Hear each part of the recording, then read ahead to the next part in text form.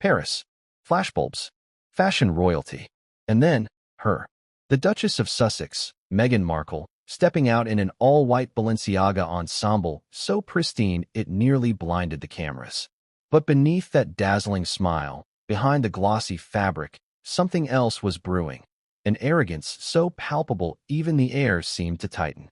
What she didn't know then was that this would be the night the queen of fashion herself, Anna Wintour, would silently close a door that would never open again. But why? What could Meghan possibly have done to provoke a woman known for icy composure and quiet power? Why did Paris Fashion Week, a platform for elegance and grace, turn into one of the most humiliating chapters in Meghan's post-royal saga? Before we continue, please hit the like button, subscribe to the channel, and turn on the notification bell for updates. Let's start with what the cameras didn't show. The crowd outside the Balenciaga Women's Wear Spring-Summer 2026 show buzzed with anticipation. Paris in late September had that electric feel it always does during Fashion Week. Cobblestone streets lined with flashing bulbs, black cars pulling up one after another, and the scent of perfume blending with late summer rain. Inside, it wasn't just a show, it was a coronation of couture. But for Meghan Markle, this wasn't just another event. This was her stage, her declaration that she still mattered. Because lately, the world wasn't so sure. Ever since her Netflix project stalled and the Spotify deal imploded, Meghan's reputation had been wobbling. Hollywood, once her haven, was whispering again. The royal family? Distant, cold, and fashion, one of the few worlds that had once welcomed her, had started closing ranks. So when she decided to fly to Paris for Balenciaga's show, it wasn't about fashion. It was about power, about being seen, photographed, adored, about reminding everyone that she could still command attention. But sometimes, the need to be seen can make you blind. She arrived fashionably late, of course she did. A convoy of cars, assistants flitting about, the hum of excitement followed by flashes of confusion. Because, here's the twist, Meghan wasn't on the official seating chart. That's right, her name wasn't listed. Not under guest of brand. Not under press. Not even under special VIP. Someone had made a call. Yes, someone had pulled strings. But not Balenciaga. Rumors suggest a mutual friend on the PR circuit arranged her appearance. A last-minute addition designed to look spontaneous. Except in Paris, nothing that isn't sanctioned by the fashion elite goes unnoticed. When Meghan walked through those doors, heads turned, but not all in admiration. Imagine it.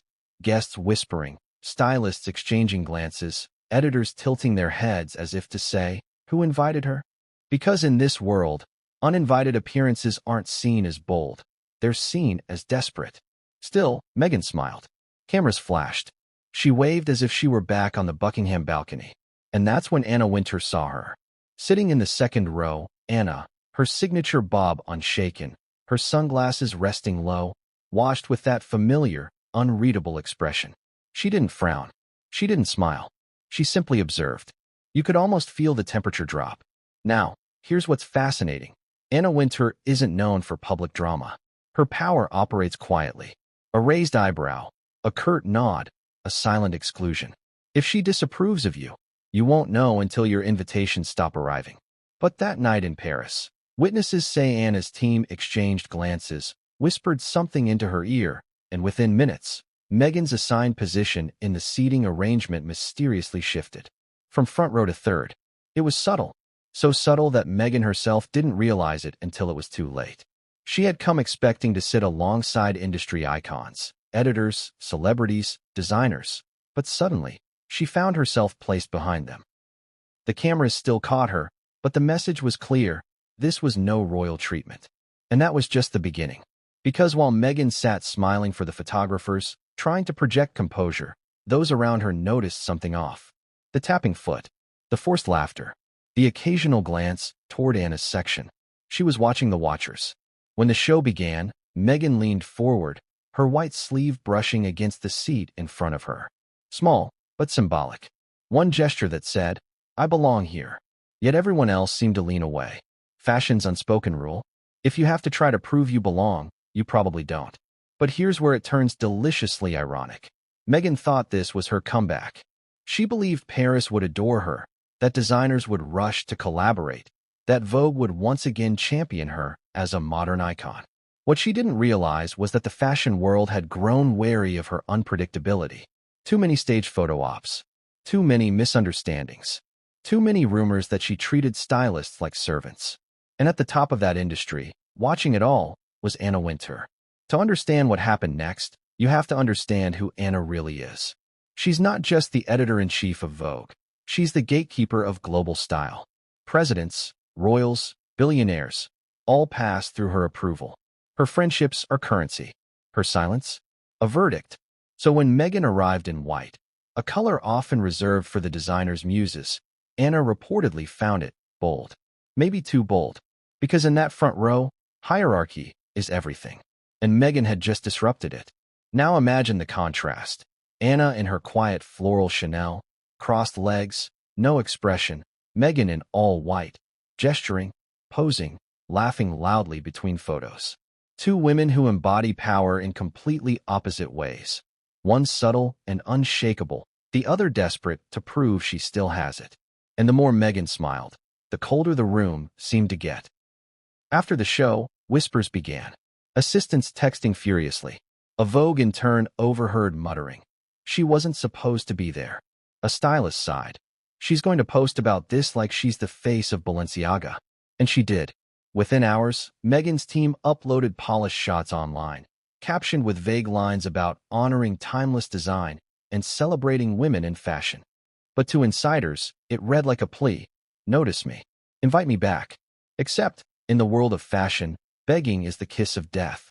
Because while Meghan was busy posting, Anna was already making her decision. A quiet conversation with her assistant. A name noted. A message sent to Vogue's international team. Meghan Markle, no longer on the contact list for upcoming events. No Vogue features. No invites. No more back-channel introductions to designers. It wasn't personal. It was protocol. But for Meghan, this was everything. Because Paris had been her last, desperate attempt to prove she still had influence outside the royal bubble. She wanted to show the world that even without the crown, she could command the fashion world. That she didn't need Buckingham's approval to shine. But here's the thing. In fashion, grace matters more than glamour. Respect more than recognition. And Meghan, despite all her charm and ambition, had crossed a line she didn't even see. So when Anna Wintour turned away that evening, just slightly, just enough, it wasn't anger. It was dismissal. The kind that ends careers, not conversations. And yet, Meghan didn't realize it. She left Paris that night thinking she had triumphed. She told friends how photographers couldn't get enough, how stylists had begged for a meeting. But back in the fashion corridors, her name had already been whispered with one word. Finished. The next day, a French editor reportedly summarized it best. Paris has no patience for pretenders. And as Meghan's plane lifted off from Charles de Gaulle Airport, something else was already in motion. A decision made in Manhattan by a woman with a bob haircut and diamond-sharp instincts.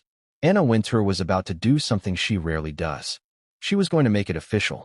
But what exactly did Meghan do at that show that crossed the point of no return? What moment made Anna pick up the phone and say, "Enough"? That answer lies in one single act during that fateful night in Paris. An act that would travel through the fashion world like wildfire and leave Meghan's reputation hanging by a thread. And when you hear what it was, you'll understand why even the queen of fashion had to draw the line. The story only gets more unbelievable from here. Introduction complete. You said, go. ChatGPT said. Chapter 1. The Paris Entrance. She wanted Paris to kneel. That's the truth no one will say out loud. Meghan Markle didn't just arrive at Fashion Week to watch a runway show. She came to reclaim a throne she believed was rightfully hers. Not a royal throne this time, but one of image, prestige, and cultural dominance. And what better arena to prove her power than the fashion capital of the world? The cameras flashed before the car door even opened. And when it did, there she was, dressed head to toe in Balenciaga white, with a confidence so calculated it bordered on theatrical. Every inch of her posture screamed, "I'm back, and I'm untouchable." But beneath the smooth fabric and soft waves, insiders whispered about how hard she'd fought to make this appearance happen. Because here's the twist. Meghan hadn't been invited in the way she wanted the world to think. According to those in the know, her presence at the show was brokered through back channels. She had reached out to a publicist who owed her a favor, dropping vague hints about a potential collaboration and a high-level Vogue connection. It worked, temporarily. A last-minute seat was arranged, far from the front row she expected. But when you've built your life on image, you don't settle for the third row. You find a way to move forward. And that's exactly what Meghan did. The entrance was a scene from a movie. Paparazzi lined the Rue Saint-Honoré, flashes slicing through the rain as Meghan stepped onto the cobblestones. Her white coat shimmered under the lights.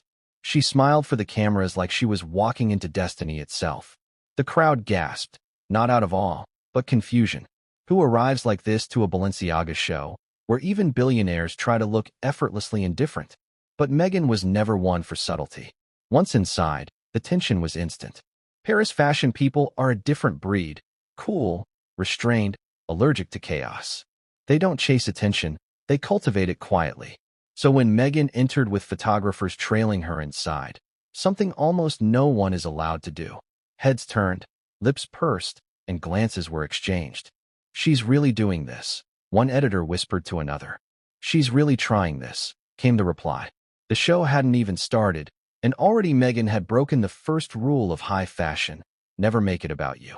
But let's rewind for a second. Why was this so significant? Because Meghan wasn't just another celebrity at Fashion Week. She was a former duchess, a woman who once represented the British monarchy. Every appearance she makes is political, every move dissected. And yet, here she was, striding into Balenciaga as if her royal past was just another accessory. Some saw confidence, others saw delusion. When Meghan took her seat, one row further back than she expected, her smile flickered. Witnesses say she glanced at the name cards ahead, noticing who sat where. Vogue editors, designers' muses, actresses with current campaigns. But no seat reserved for the Duchess of Sussex. She wasn't just one of many, she was below them. And that didn't sit well. Halfway through the pre-show, Meghan made her move. Slowly, gracefully, she shifted forward. One empty seat near the front, a space reserved for a delayed guest, became her target. She rose, whispered something to an assistant, and sat down as if she belonged there all along. The photographers noticed immediately. Flash, flash, flash. Within seconds, she was back in the spotlight. It was bold. It was audacious. And it was the beginning of the end. Because 2 rows behind her, Anna Wintour saw everything. Picture it, the editor-in-chief of Vogue, sitting in composed silence, flanked by the world's most powerful stylists. Her expression didn't change. Her eyes didn't narrow. But everyone who knew her could read the tension. The air in that section of the room suddenly felt colder. Assistants glanced at one another, unsure whether to intervene. But Anna didn't need to speak. Her disapproval was an unspoken language. When the lights dimmed and the models began walking, Meghan leaned slightly forward, ensuring the cameras could still catch her profile. Every movement, every hair flick, every crossed leg was designed for visibility. Yet, for all her effort, something had shifted in the atmosphere. Those around her weren't charmed. They were uncomfortable. She was trying too hard, one French journalist later said. It wasn't elegant. It was desperate. That's the paradox of Meghan Markle. She knows how to capture attention, but not always how to keep respect. And in Paris, respect is everything. As the final model walked the runway and applause filled the room, Meghan stood early, too early. She clapped louder than most, smiled wider, positioned herself for the photographers again. It might have seemed harmless to the average viewer, but to the fashion insiders around her, it was blasphemy. Timing, subtlety, restraint. These are the currencies of that world. Meghan was bankrupt in all 3. Then came the moment that sealed her fate. As guests began exiting, Meghan moved quickly toward the aisle that led directly in front of Anna Wintour. Cameras followed her path. She paused, just long enough to let them frame her perfectly beside Anna's iconic bob. Whether it was intentional or coincidental, we'll never know. But those close to Anna insist she felt used, like Meghan had tried to hijack her image for clout. And in Anna's universe, that's unforgivable. The next few minutes were chaos disguised as class. Anna left without acknowledgement, flanked by her assistants. Meghan lingered, pretending to chat with attendees. But something had clearly gone wrong. The smiles around her had turned polite. Conversations ended quickly. Invitations to the after-party suddenly seemed to vanish. Still, Meghan didn't see it. She thought the night was hers. The headlines, the lights, the photos, they all fed the illusion that she had conquered Paris. But backstage, the whispers told a different story. She jumped seats, murmured one stylist. Anna saw everything, another replied. She won't forget this. And she didn't. That night, Anna Wintour reportedly made a single call to her team at Vogue and delivered a verdict in her signature understated tone. No future correspondence with her. That was it. No drama, no public statement. Just a quiet excommunication. And yet, for Meghan, the storm hadn't even started. Because the next day, she woke up to glowing tabloid coverage, believing she had charmed Paris. She had no idea that doors were already closing, one by one, quietly but permanently. Still, even in her triumph, something in her gut must have felt off. She had noticed the chill in the air, the side glances, the awkward pauses. She must have sensed that her comeback wasn't landing the way she'd hoped. But instead of slowing down, she doubled down.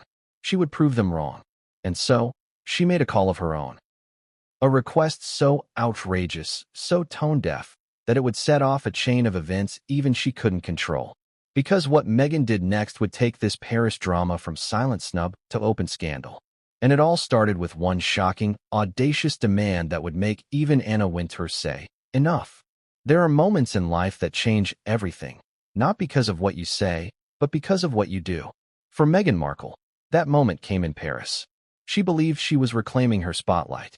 She thought her elegance and star power would outshine every model on that Balenciaga runway. But instead, her single act, subtle to some, scandalous to others, would set the entire fashion world ablaze. Let's rewind to that exact instant. The show hadn't even started yet. The lights dimmed just enough to make the venue hum with quiet energy, the kind that only exists when the most powerful people in fashion sit shoulder to shoulder, pretending not to care who's watching. The air was thick with expensive perfume and ego. And then, Meghan made her move. She had been placed, officially, in the third row, a respectable position for an actress, an influencer, or even a royal attending unofficially. But for Meghan, the third row was an insult. It was a public declaration that she no longer commanded the influence she once had. So when she noticed an empty front row seat, meant for a delayed guest, she saw an opportunity. She whispered to her assistant. There was hesitation. Then a nod. Meghan stood, smoothed her coat, and glided forward. Every camera in the room caught it. Every eye turned. The models hadn't even walked yet, and already, the show had a new headline. To the untrained eye, it looked harmless, a woman adjusting her seat. But to the insiders watching, it was social suicide. In the hierarchy of fashion events, seating is sacred. Those positions are assigned with military precision, reflecting status, sponsorship, and alliances. Moving yourself? That's breaking an unspoken law. And Meghan had just broken it in front of Anna Wintour. The irony? Meghan thought it was empowering. She believed she was simply taking what she deserved, that the empty seat belonged to someone less significant than her. But in doing so, she unknowingly violated the most crucial rule of the fashion elite. Never assume your worth outranks someone else's. Witnesses say Anna's assistant leaned over, whispering something into her ear. Anna didn't respond. She didn't have to. Her silence was its own weapon. Those who knew her recognized the look, the barely perceptible tightening of the lips, the quick glance at the seating chart. Meghan had crossed a line that couldn't be uncrossed. She must not realize where she is, muttered one editor nearby. This isn't Hollywood. You can't rewrite the script mid-scene. And yet, Meghan carried on. She straightened her back, adjusted her clutch, and smiled as though the entire room existed to validate her decision. Every flash from a camera only confirmed her belief that she had done the right thing. But across the aisle, fashion insiders were exchanging texts faster than models changed outfits backstage. Messages flew from assistants to PR reps, from editors to stylists. Within minutes, the story had already escaped the walls of the show. Did you see Meghan? She moved herself to the front row. She actually took Anna's reserved guest seat. She doesn't understand how bad this looks. By the time the first model hit the runway, the damage was done. The energy in that section of the room shifted. Guests around Meghan subtly repositioned their chairs, distancing themselves from the spectacle. The chatter died down. The applause, when it came, sounded colder. Still, Meghan was unfazed. She sat there, poised and smiling, convinced she had earned her place. To her, it was a symbolic victory. Proof that she could reclaim her narrative, that she didn't need royal approval or fashion world permission to shine. But to Anna Wintour, it was an act of defiance that demanded consequence. Anna's world operates on quiet authority. She doesn't shout, she doesn't scold. She observes. She remembers. And when she decides, the fallout happens invisibly. An erased name, a rescinded invite, a sudden silence where opportunity once lived. After the show, the whispers grew louder. She sat in front of Vogue's guest, said one French journalist. That's suicide. Another insider added. It's worse. She didn't even seem to realize she'd done something wrong. That was the problem. Meghan didn't read the room. In the royal family, she was used to protocol being written for her. In Hollywood, she had publicists to buffer her mistakes. But in fashion, in Paris, there are no second chances. One guest described the moment perfectly. She looked radiant, yes. But it was like watching someone walk into a glass wall. You could see it coming, but she couldn't. Later that night, the stories began circulating in private fashion group chats, a mixture of disbelief and mockery. Screenshots flew around. Photos of Meghan sitting proudly in the front row, with captions like uninvited VIP and self-promoted Duchess. And Anna saw it all. Her office was briefed within the hour.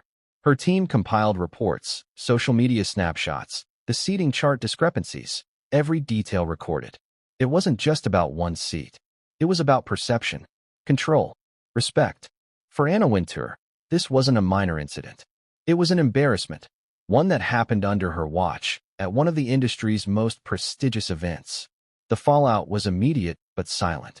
Calls that would have gone out for Meghan's future appearances suddenly didn't. Stylists were told to hold off on collaborations. Editors were advised to avoid features until further notice. To the outside world, everything looked fine.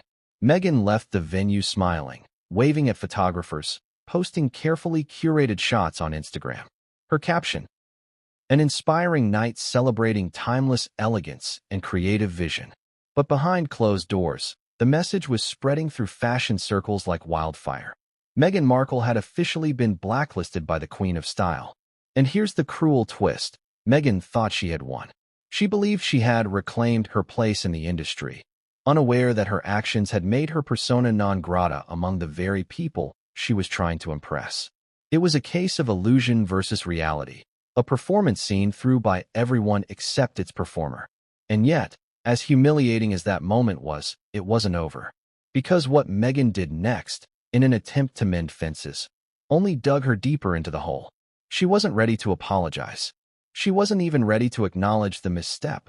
Instead, she was about to double down with a gesture so audacious it made even seasoned PR agents gasp. Because after that seating fiasco, Meghan decided to approach Anna Wintour herself, and her request would become one of the most shocking miscalculations in modern celebrity history. But before that call, there was one more humiliation waiting for her, a public rejection that would sting more than any rumor. And it would happen before the night was even over. You know that look Anna Wintour gives, the one that can melt steel without ever moving a muscle? That's the look Meghan Markle walked straight into that night in Paris.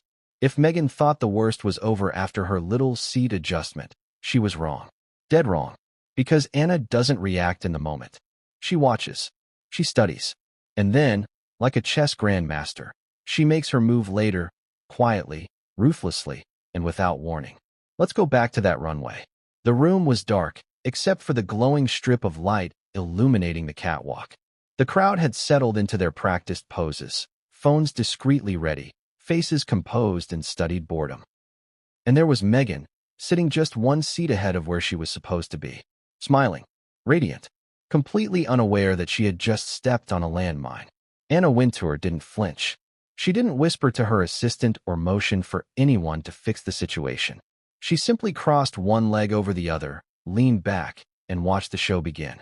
But behind those iconic black sunglasses, her mind was already calculating. Because in Anna's world, silence isn't peace, it's prelude. There's an old saying among the Vogue staff: if Anna doesn't speak, start worrying. And that night, she didn't speak. Not during the show, not after it. Her entire demeanor was a study in icy control. To those who know her well, that's the telltale sign. When she chooses not to engage, it means she's already decided how to deal with you. But here's where things get even more fascinating. Meghan wasn't just a random celebrity. To Anna, she had once represented a potential power alliance, a bridge between royalty and modern influence. Remember, Vogue UK gave Meghan her Forces for Change issue back in 2019, a project Anna herself had been skeptical of but allowed to proceed for its global potential. Anna had kept a polite distance ever since, watching how Meghan's reputation evolved. And what she saw at Paris Fashion Week confirmed her worst suspicions.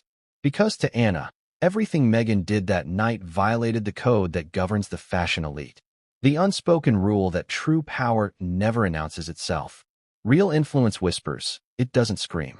And Meghan, with her loud gestures, her choreographed smiles, her frantic need to control the spotlight, was screaming louder than the music on the runway. To outsiders, that might sound like harmless ambition. But to Anna, it was chaos. And Anna Wintour despises chaos. The moment the show ended, the energy in the room fractured. Guests rose to leave, slowly, elegantly. Meghan, however, stood up first, clapping with enthusiasm, waving briefly to the cameras. A tiny thing, yes, but in the fashion world, those tiny things define you. Anna didn't even glance her way.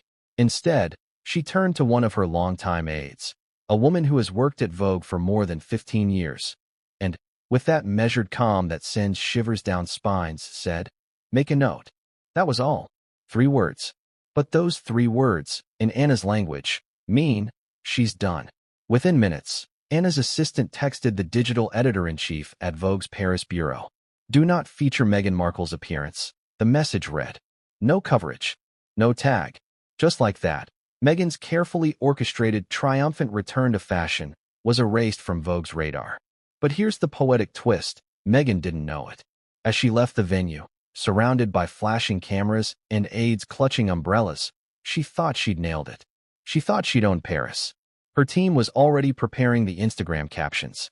But behind her, in the Balenciaga control room, Vogue's photographers had been quietly instructed, no priority shots. In other words, she's not one of us. And for Meghan, that invisible exclusion would prove far more devastating than any public humiliation. Now, let's take a moment to look at this from Anna's perspective. For decades, she's built a kingdom on precision. Every runway, every event, every seating chart orchestrated down to the millimeter. Her power comes from order, predictability, control. Then Meghan shows up, late, uninvited through official channels, breaks the seating chart, steals photo ops, and turns a couture presentation into a spectacle. It wasn't personal. It was principle. Anna once famously said, "You either know fashion or you don't." And in that moment, Meghan had proved she didn't. But Anna wasn't finished yet. After the show, she returned to her suite at Le Muris, her usual Paris Fashion Week headquarters. The staff knew better than to speak unless spoken to. Her assistant handed her a tablet showing press coverage from the evening. There it was, photo after photo of Meghan Markle, front row, glowing in white. Anna scrolled in silence.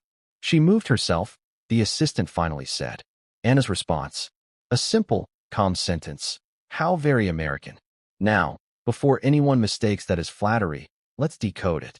In Anna's vocabulary, how very American means flashy, unsubtle, desperate for attention. Everything she disdains. She put down the tablet, adjusted her glasses, and said, "Let's make sure she's not seated again." That was the moment the silent blacklist began. Within 24 hours, communications quietly went out to Vogue's event partners. Meghan's name was removed from upcoming couture invitations. Fashion houses were advised to pause collaborations until further notice. PR agencies were told, in vague but unmistakable terms, that the brand is moving in a different direction. No one dared question it. In fashion, when Anna Wintour decides something, you don't argue. You comply. And as all this was happening, Meghan's own social media told a completely different story. An honor to celebrate artistry and innovation tonight at Balenciaga, she wrote under a carefully edited photo. The comments section filled with praise from fans who believed she had been a special guest. But among the industry elite, the truth was spreading fast. The Duchess had been quietly, but decisively, exiled. Still, Anna said nothing publicly. That's not her style. She believes in slow, silent consequences. The kind that make people question themselves. The kind that make you wonder if you've been forgotten or deliberately erased. And for Meghan, that uncertainty was the real punishment.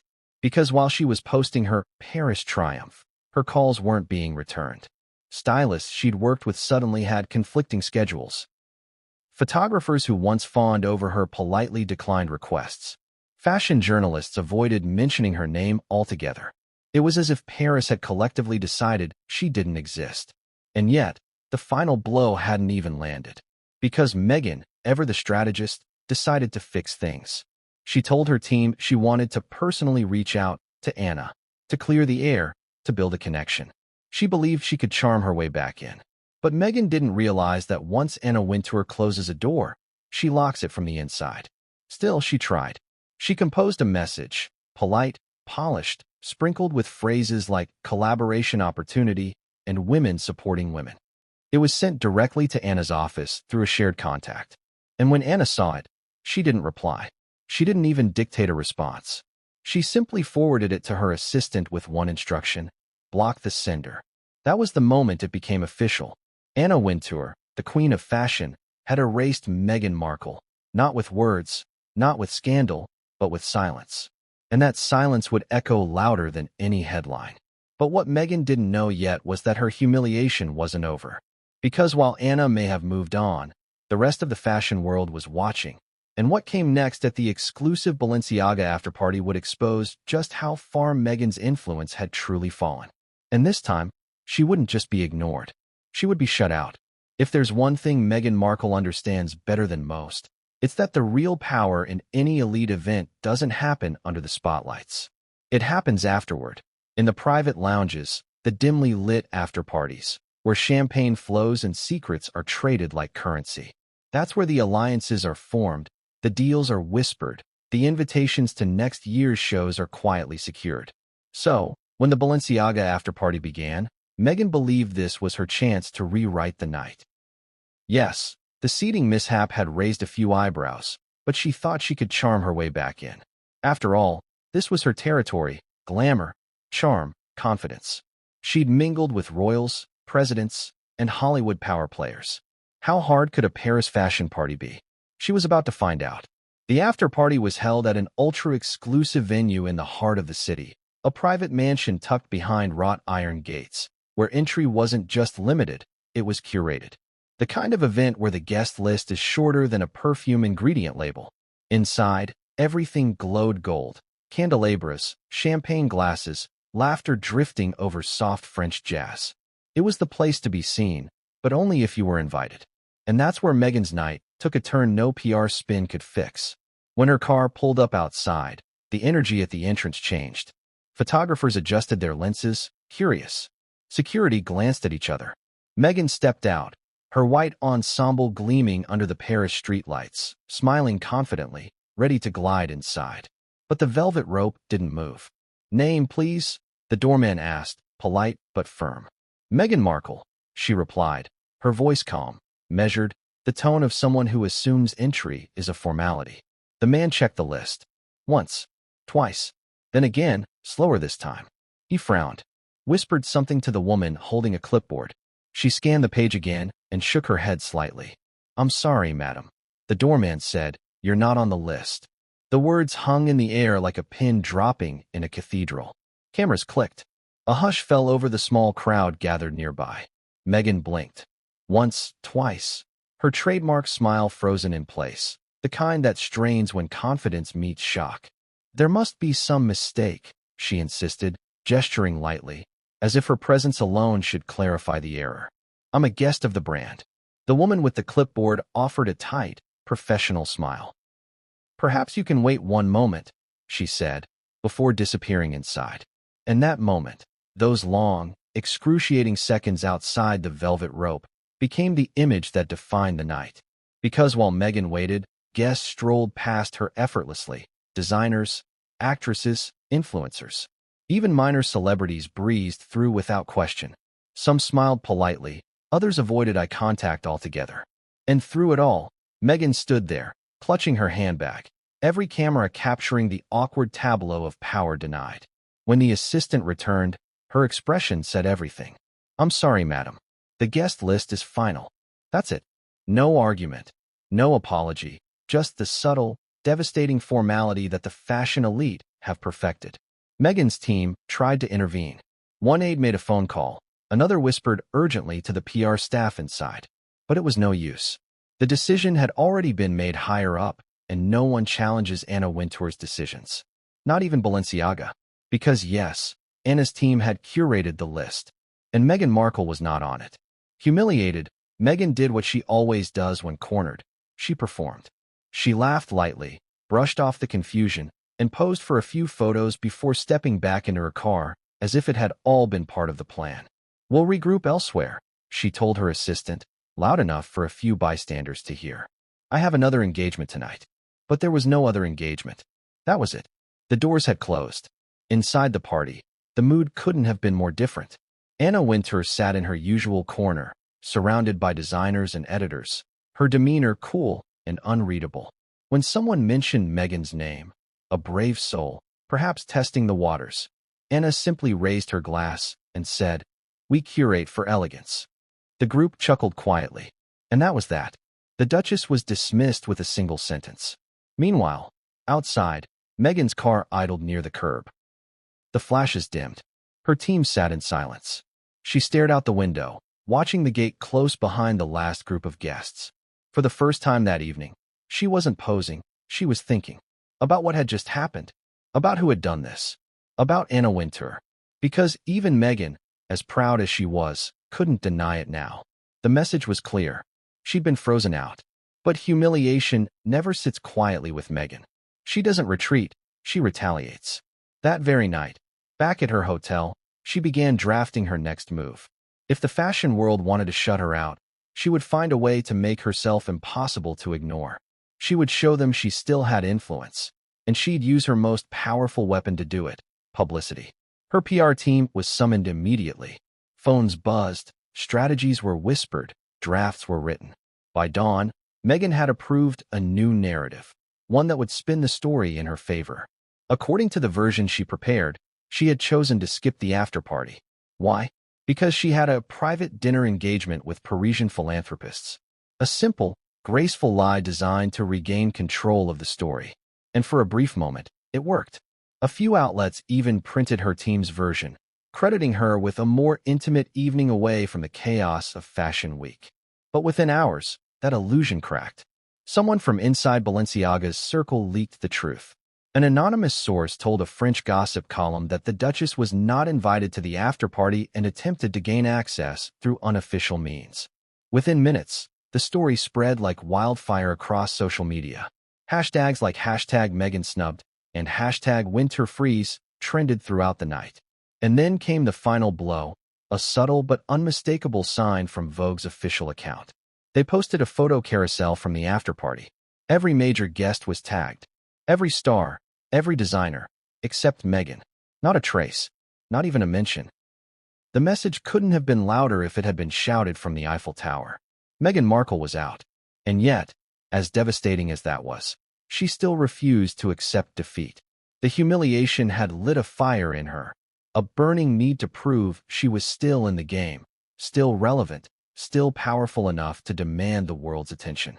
So, a few days later, she made a move so bold, so breathtakingly audacious, that it sent shockwaves through both Hollywood and the fashion world. Because when Meghan Markle feels cornered, she doesn't back down, she escalates. And this time, her attempt to claw her way back into Anna Wintour's good graces would become the single most infamous request of her post-royal life. It wasn't about forgiveness. It wasn't about friendship. It was about a jet. And when the details of that request leaked, the entire world would understand just how far Meghan was willing to go to get back what she'd lost. There's bold. There's entitled. And then there's Meghan Markle asking Anna Wintour for a private jet. Yes, you heard that right. After being denied entry at the Balenciaga after-party and quietly blacklisted across the Paris fashion scene, Meghan decided to clear the air. Except instead of an apology or a simple thank you note, she made a request so outrageous, so tone-deaf, that it stunned even those accustomed to celebrity excess. But in Meghan's mind, this wasn't audacious. It was strategic. This was her comeback play. It began 2 days after Paris Fashion Week ended. Meghan's team was still in the city, trying to spin headlines about her impactful presence at the Balenciaga show, but it wasn't working. Every fashion blog that mattered had gone silent. No invites to the Chanel brunch. No follow-up requests from designers. Even her so-called friendly stylists were ghosting her.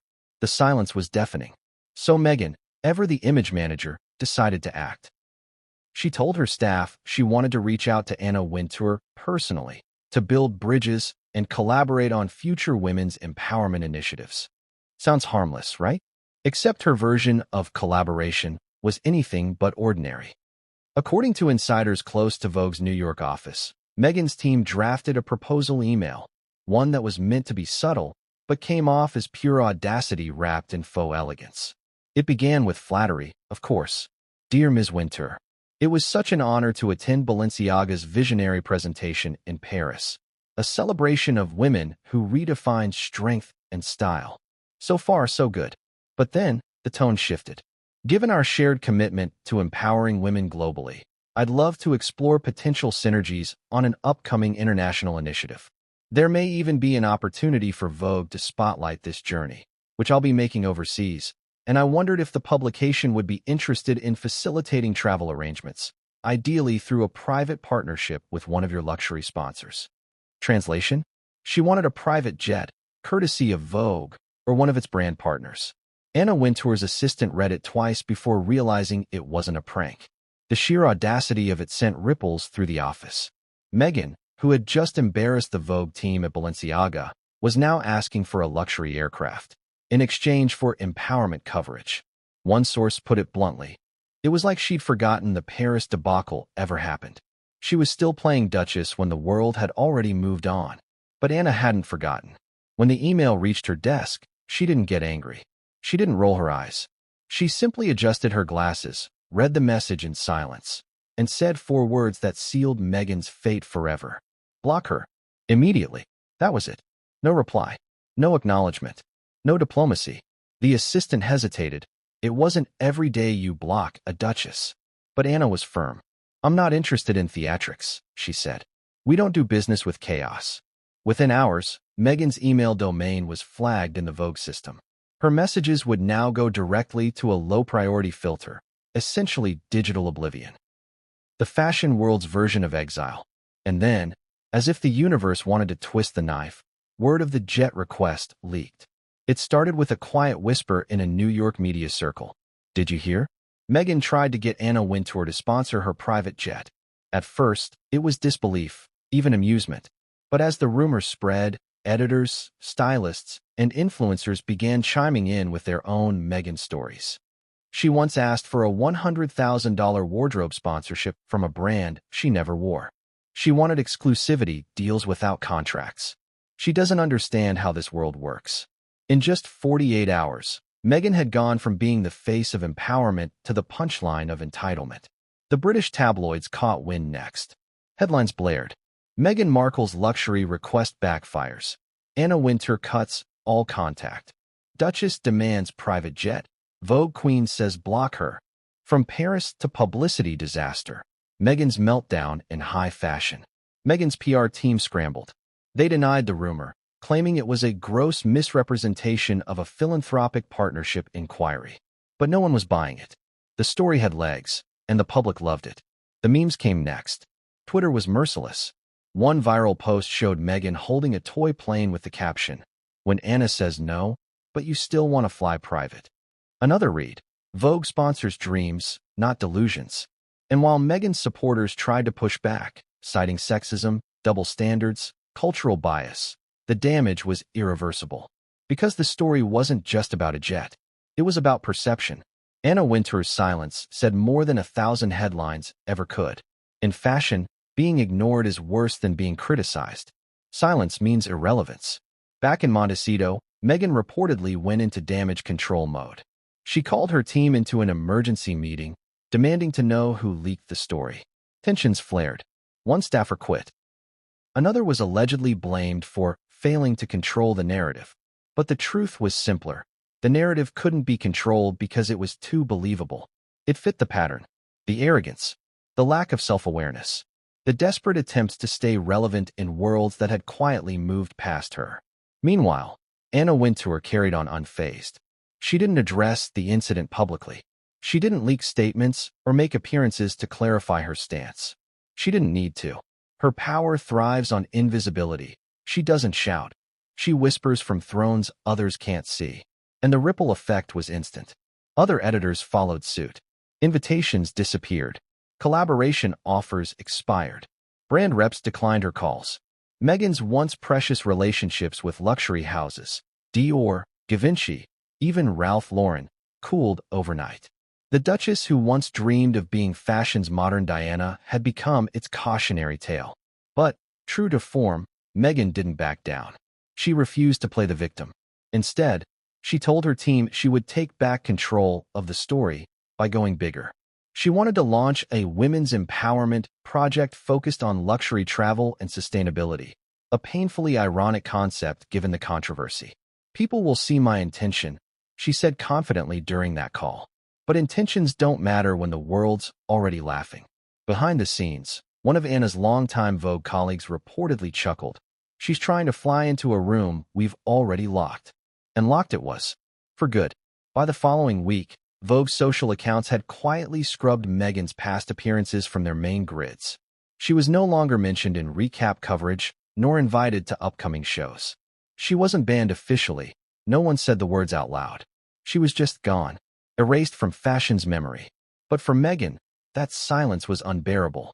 Because in her world, silence equals insignificance.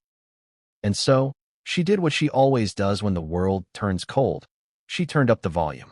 Leaked sources began appearing in entertainment outlets, defending her, claiming Anna's team misunderstood her intentions. One insider even hinted at jealousy and gatekeeping in fashion. But if Meghan thought those tactics would soften Anna, she underestimated the Vogue queen's iron resolve. Because Anna Wintour wasn't jealous. She was finished, and Meghan was about to realize that the damage wasn't just social, it was professional. Because when Anna Wintour quietly blocks your number, the entire fashion world follows. But Meghan, ever defiant, wasn't ready to accept defeat. She was going to fight back. She was going to reclaim her reputation. And her next move would prove just how dangerous a woman with something to prove can become. Because when the Duchess decides to go on the offensive, the fallout doesn't just stay in Paris. It spreads all the way to Hollywood. That's how it began. No official statement. No press release. No Vogue insider quote. Just nothing. And that nothingness said everything. In the days following Meghan Markle's now infamous jet request, a peculiar shift happened across the fashion landscape. Emails that were once instantly answered suddenly went unreturned. PR teams that had once fawned over the Duchess now used vague phrases like, "We'll circle back," or "She's not aligned with our current direction." To anyone else, it might have seemed like a coincidence.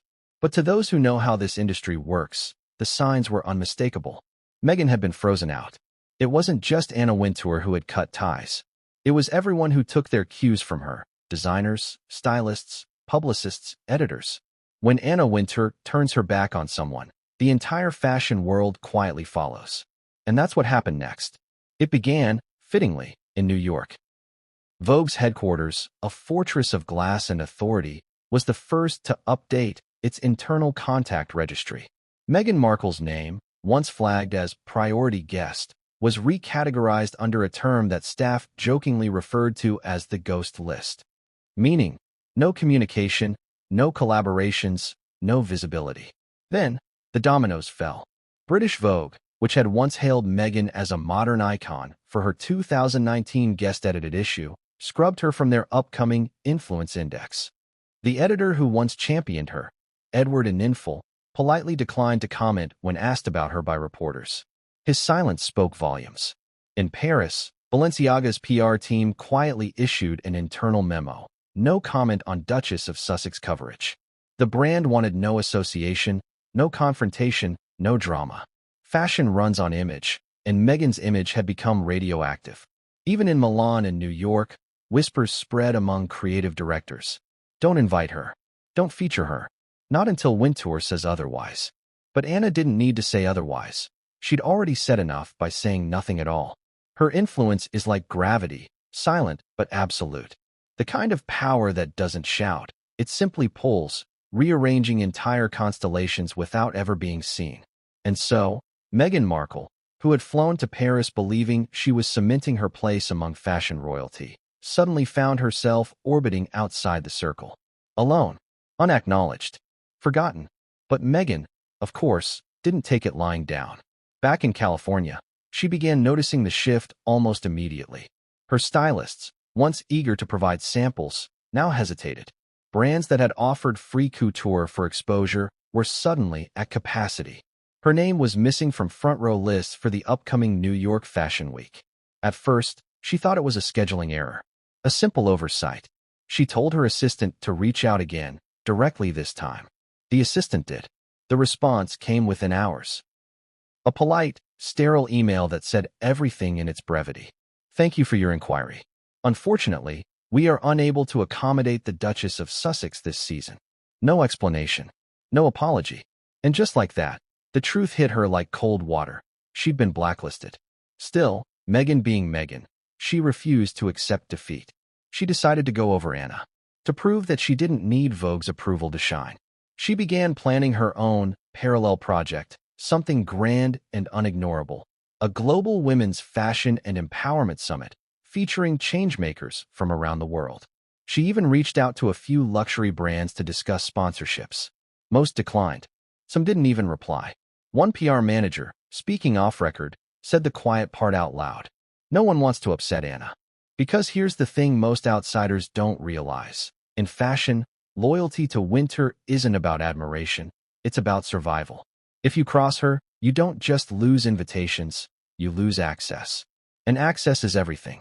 That's the power Anna wields. Behind closed doors, her phone calls make or break careers. Designers have cried after receiving her notes. Photographers rise or fall on her approval. And when she blocks someone, it's not just digital, it's spiritual. It's as if the entire industry collectively agrees to pretend that person doesn't exist. And for Meghan Markle, that became her new reality.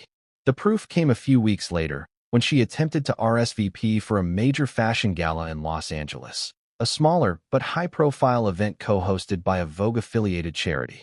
Her name was quietly removed from the list just hours before the event began. No explanation given. Her team called. No one answered. By the time Meghan realized what had happened, the event was already underway. Paparazzi photos began circulating online. Anna Wintour, Victoria Beckham, Zendaya, and countless others smiling for the cameras. Meghan's absence was glaring. Social media noticed immediately. "Where's Meghan?" trended that night. Theories flew. Some thought she was snubbed. Others thought she chose not to attend. But those inside the industry knew the truth. Anna's block had become gospel.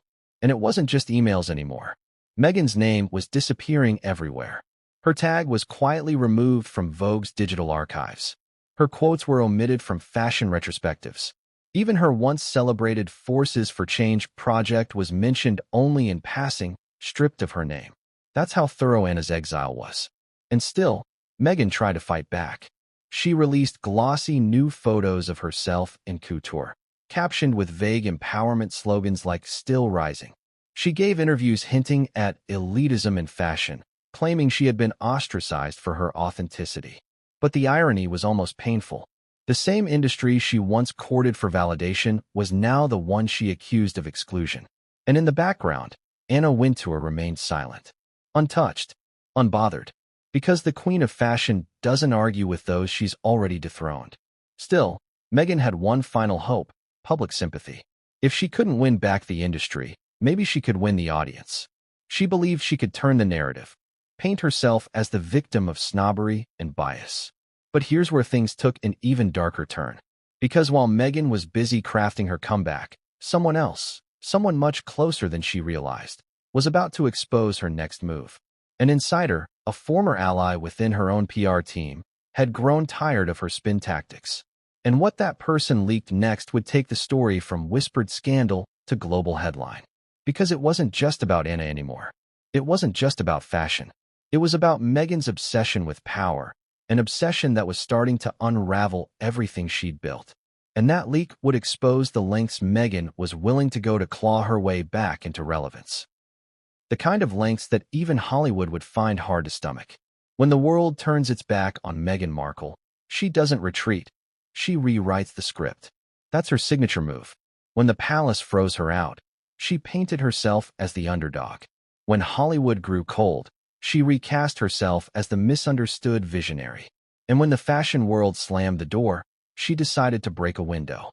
The Paris fiasco was supposed to fade quietly, a brief embarrassment lost in the endless churn of celebrity gossip. But Meghan couldn't stand silence. Silence, to her, was death. It meant she wasn't being talked about, watched, envied. And so, days after Anna Wintour's quiet block became the worst-kept secret in fashion, Meghan went on the offensive. She was going to fight her way back into the narrative, no matter how contrived, no matter how desperate it looked. She called an emergency meeting with her PR team at her Montecito mansion, the same team that had been working overtime since the Paris disaster. Witnesses later described the mood as tense, caffeine-fueled, and terrifying. Meghan paced back and forth across the room, phone in hand, voice sharp. "She's not going to define me," she reportedly said, referring to Anna. "I've survived worse. I'll control the story." But what story could possibly make the fashion world forget a private jet request and a public snub? Simple. One that reframed Meghan as the victim and the hero at the same time. Her PR director suggested they lean into a resilience narrative. Meghan as the woman wronged by elitist gatekeepers. A relatable, every woman underdog pushing back against snobbery and sexism. Something that would resonate with her base and irritate her critics. It was bold. It was risky. And it was exactly her style. Within 48 hours, the first leaks began. Sources close to Meghan told select outlets that the Duchess had faced unfair treatment at Paris Fashion Week. They hinted at jealousy among other attendees and even suggested that certain fashion power players felt threatened by Meghan's growing influence. A few publications picked it up, cautiously. Headlines appeared like, "Was Meghan Markle the real victim of Paris Fashion Week politics?" Insiders say Meghan was undermined by fashion elites. For a moment, it worked. Meghan's fans flooded social media with messages of support. Hashtags like #StandWithMeghan and #WomenSupportingWomen trended. The narrative was shifting, slightly, but enough to give her momentum. But here's the thing about half-truths. They're fragile. Because while Meghan's team was trying to paint her as the wronged heroine, industry insiders were sharing receipts. Screenshots of her PR emails, whispers about her demanding behavior, and most damning of all, that infamous private jet request. The timing couldn't have been worse. As Meghan's narrative gained traction, a French fashion blogger published a scathing exposé. It outlined everything: the seat jumping, the uninvited entrance, the blocked contact, the rejected afterparty. And at the end, the blogger dropped the bombshell. An alleged email excerpt where Meghan's assistant requested sponsored luxury travel accommodations for the Duchess's next overseas empowerment tour. It didn't name Vogue directly, but everyone knew what it meant. Overnight, the story flipped. The same outlets that had cautiously defended her turned on her with headlines like, "Meghan's empowerment spin blows up in her face." "Duchess demands jet, blames fashion elites." "Wintour wins. Meghan's PR push backfires spectacularly." Inside Meghan's team, panic set in. Her communications strategist reportedly broke down in tears, muttering, "We can't fight her. We can't fight Anna." But Meghan refused to surrender. She called another meeting, this time smaller, tighter circle. She dismissed 2 advisors on the spot, accusing them of failing to protect her brand. Then she leaned in and declared, "If they won't accept me, I'll make them regret rejecting me." Her next move was pure Hollywood. She scheduled a photo shoot. Not just any photo shoot, one designed to scream reinvention. Meghan, radiant and defiant, posing in understated neutral tones, surrounded by lush California greenery. The theme? Freedom, simplicity, strength. It wasn't about couture anymore. It was about reclaiming authenticity. The images were strategically released through her lifestyle brand's official channels, timed perfectly to coincide with Fashion Week coverage still flooding social media. Her caption was poetic and pointed. "True style has nothing to do with labels. It's about living boldly, authentically, and without permission." Everyone knew who she was talking about. It was a direct jab at Anna Wintour and the entire fashion establishment. But here's the irony. While Meghan tried to present herself as anti-elitist, her actions screamed otherwise. The shoot's luxury styling cost over $100,000. The jewelry? Custom pieces from high-end designers.